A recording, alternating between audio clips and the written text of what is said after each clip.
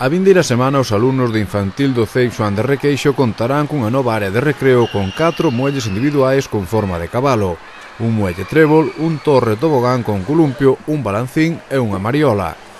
Esta mañá os operarios da empresa contratada para a instalación dos aparellos xa tiñan parte deles postos, e tamén case a metade do chan de caucho que reviste a superficie da área de recreo.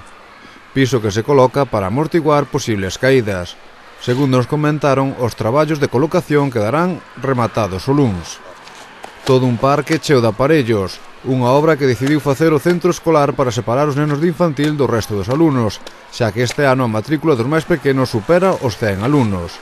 Os traballos deron comezo en decembro no período vacacional de Nadal, cando o Concello puxo a disposición do centro sin ningún tipo de custe a Brigada de Xardíns.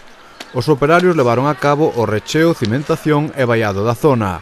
Pola súa banda, o prezo dos aparellos e piso do caucho ronda os 10.000 euros.